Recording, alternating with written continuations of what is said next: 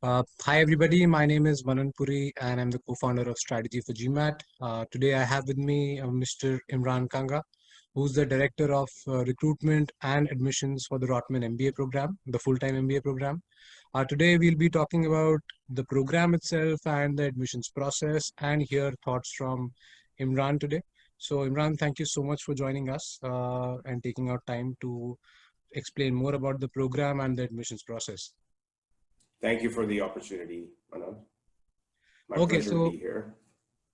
let's get started then. So, Imran, apart from the features of the program which are there in the website and a number of sessions that you've conducted, what else would you want the prospective applicants to know about the program itself? You know, I think obviously the website, can only cover so much, program structure, requirements, general information about specializations, so on and so forth. But I think what the website, obviously cannot capture is things like student culture. Rotman is a very large community, but it is an extremely close-knit and supportive community where students kind of push each other and support each other and learn from each other. So I think that's something that we are very proud of and that we foster in our students right from the start of the program. Sense of you have to give back to the community because you're taking from it as well. And so it is a very kind of close-knit and supportive community. That's obviously something that you wouldn't really get from reading a website. Other than from various blogs and forums, I know that it's out there that Rotman's MBA program, as well as the website, maybe not on the website that much, but Rotman's MBA program is one of the most academically rigorous programs out there. It is focused on a lot of quant courses. There's that academic focus to the program. However, something that's not accurately reflected on the website is our equally important focus on experiential learning. And Rotman offers over 1,000 experiential learning opportunities to students in the program, and that's obviously something that would not be you wouldn't get easily on the website. So I wanted to mention that as well. I think another aspect of the program that's really important for students to know is, because of the University of Toronto and Rotman's focus on research and innovation, the U of T is a globally ranked school in the area of research.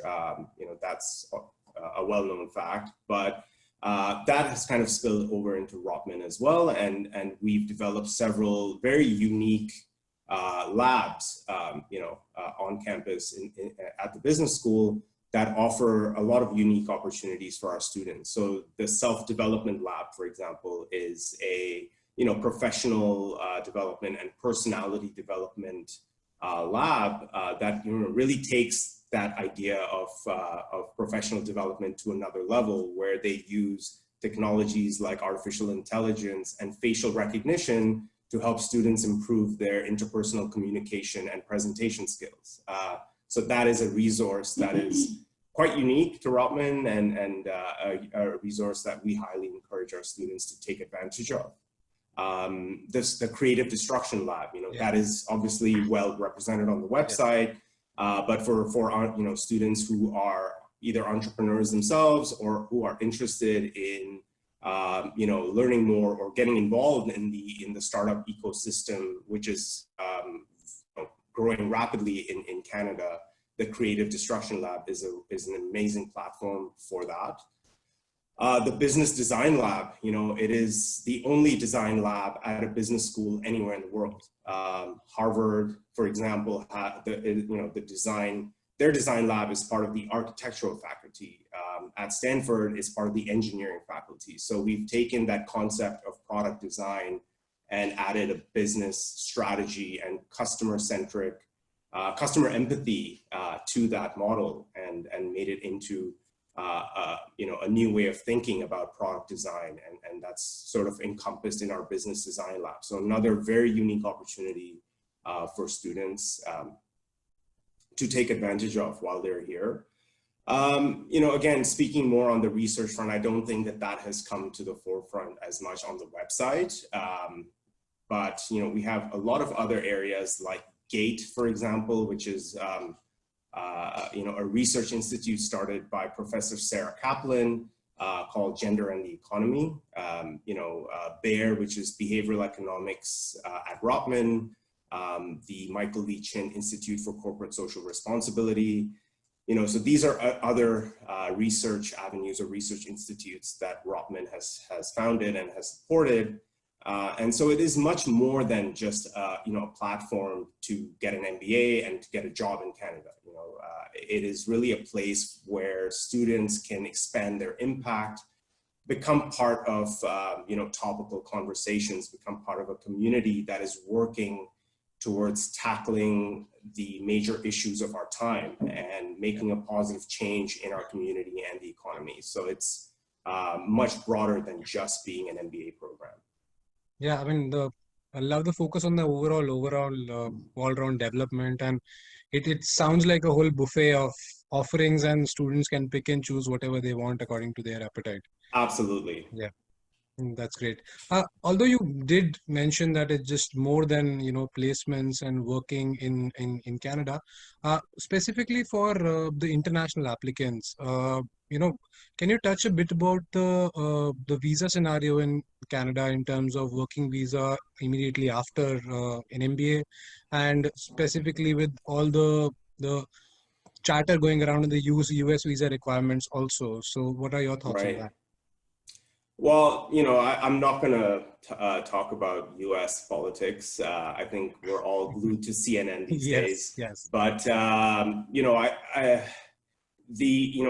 Canadian, Canada as a country has taken a very different approach to immigration and being a welcoming country for international students and international talent. Something that students may not know, or prospective students may not know, is that Canada's population is actually declining. So in order for the population to even stay at a sustainable level, Canada needs international talent, and there's no better way for us to attract this talent, other than bringing them to study at top universities and top business schools across the country. And so the Canadian government is incentivizing students with these, with a pretty flexible study permit, which allows students to work on or off campus.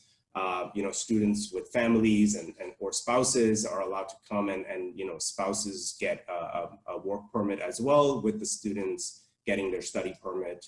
Once their program is done, depending on the length of the program. So, for the full-time MBA, it's a 2-year program. And so students are automatically eligible for a work permit of up to 3 years.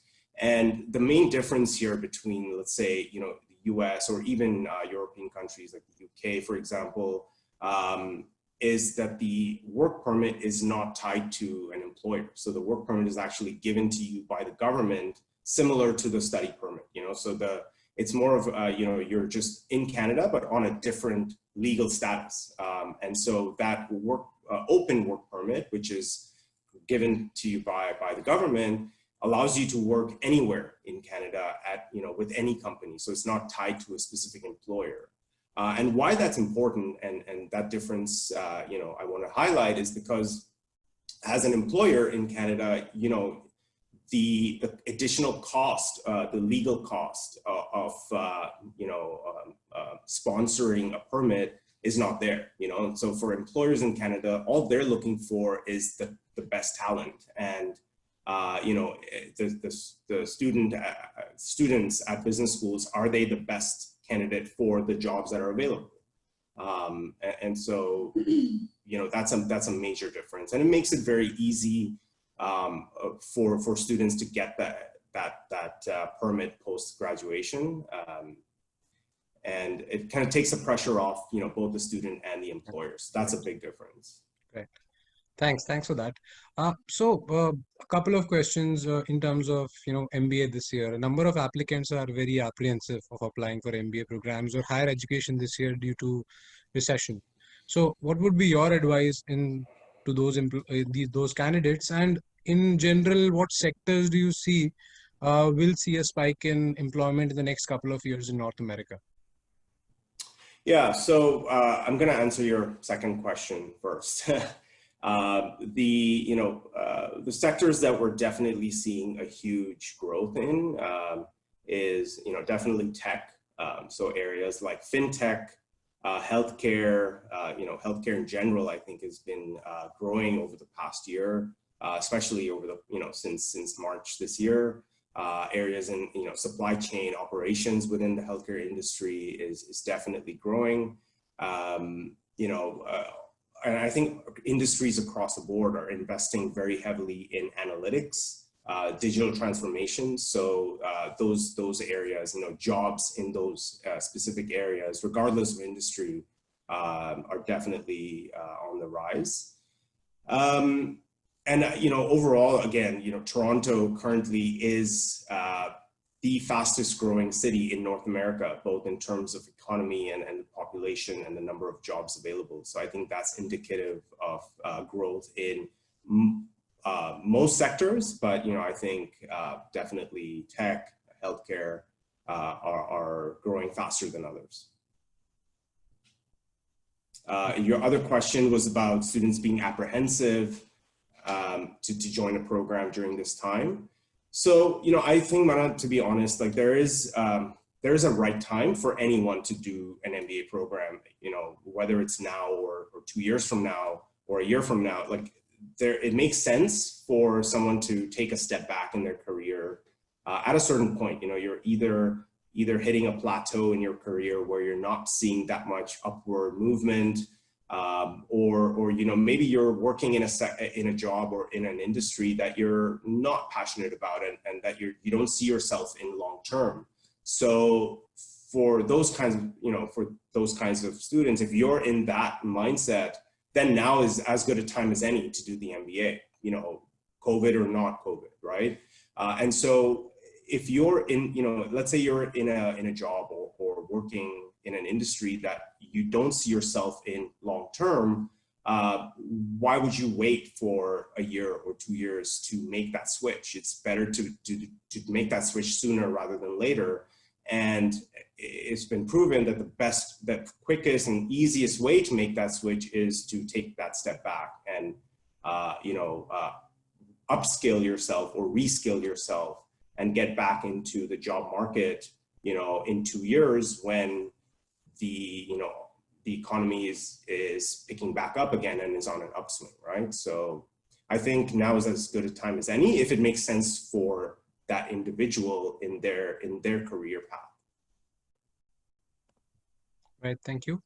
So has the current class started sessions on campus, and especially for the next class, what changes do you see as a result of the pandemic in their learning? Yeah, so we started the program as a hybrid model, and that has just been based on what the Ontario province has sort of dictated in terms of restrictions with gatherings of a certain amount. So in September, I believe gatherings of 20 or under were allowed. And so any activities on campus that, involve 20 students or less were allowed to be on campus. When we started going into the second wave, they pulled those restrictions back again. So we've just adjusted our, in-person and online activities based on what the province has mandated as, this is allowed and this is not allowed, right?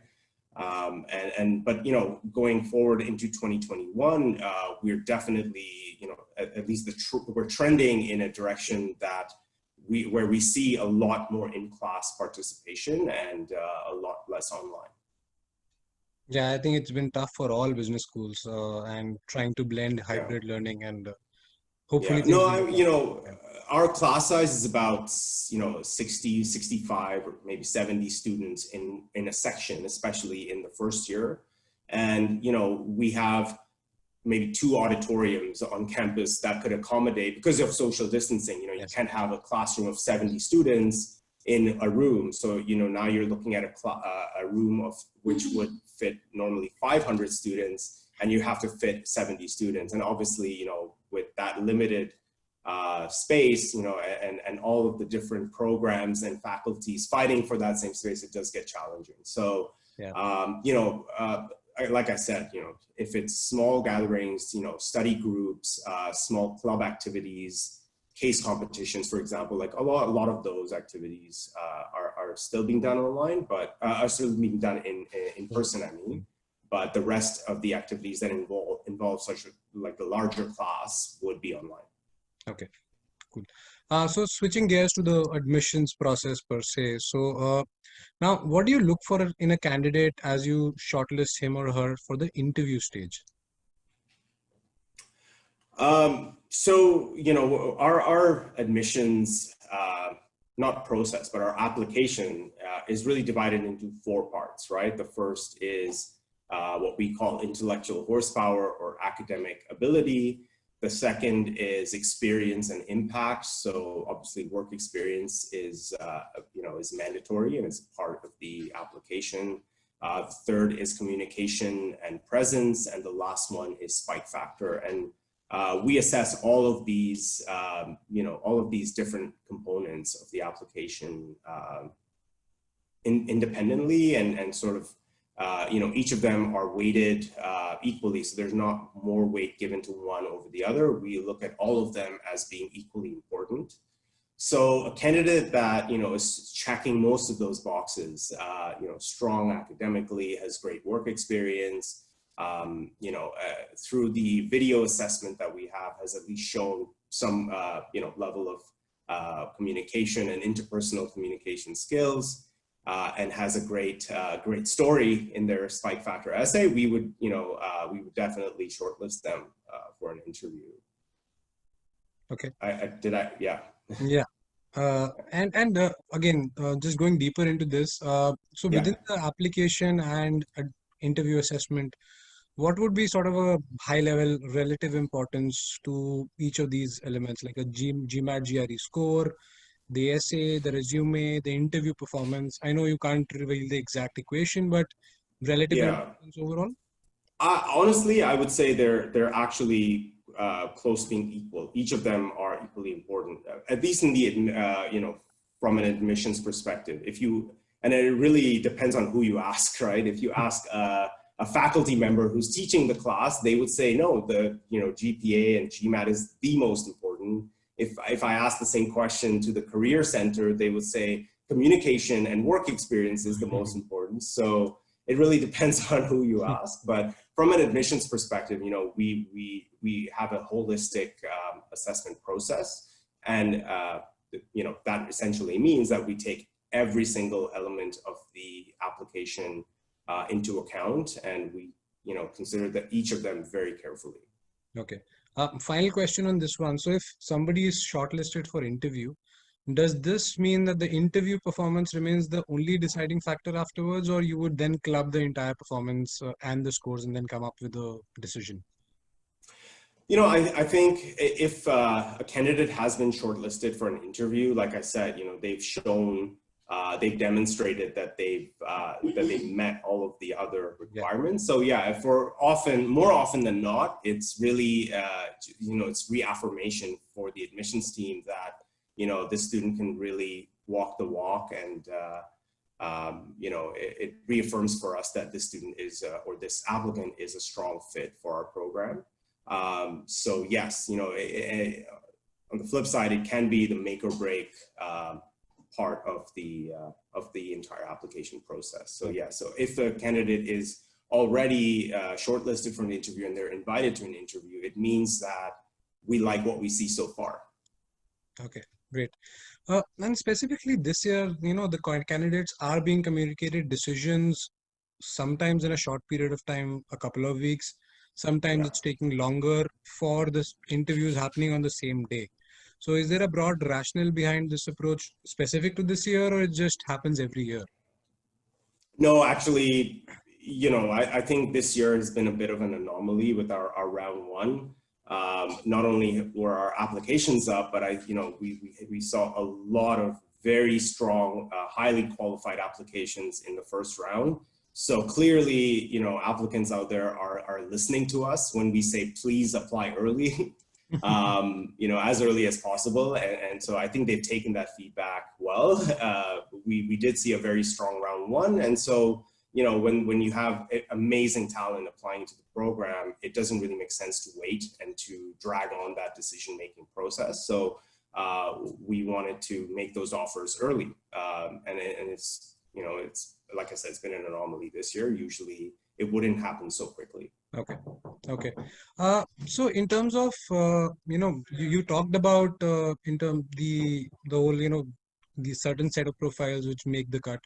Any specific candidates or profiles do you recommend not to apply for the program? Who are the folks that the program is not for? So the best way to answer that question, Manan, to be honest, is if you look at our class profile, right? The class profile is on the website, it's in the brochure. If you don't have to, those averages and those scores are not minimums, or they're not cutoffs by any means, but pay close attention to the range, So for a work experience, for example, this year, the range of work experience was, 2 to 12, 13 years, so if you, for example, have more than, 10, 11, 12 years of experience, you may not be the best, fit in the MBA program. You may be a much better fit for an executive program or a shorter program. So I, pay close attention to the class profile, see if you would fit within those ranges, because those are the students that we are admitting into the program, right?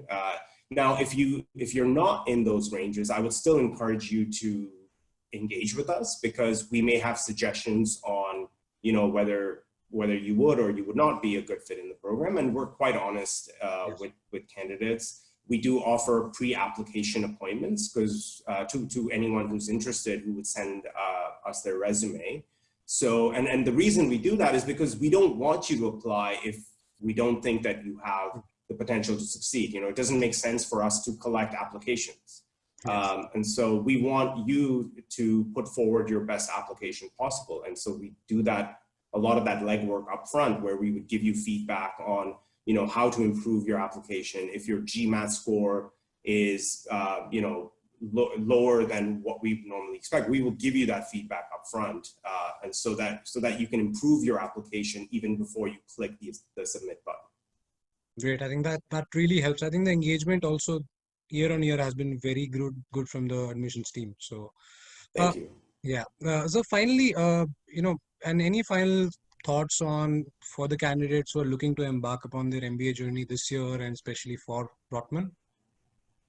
I think the best, the only piece of advice I will leave you with is, please apply early.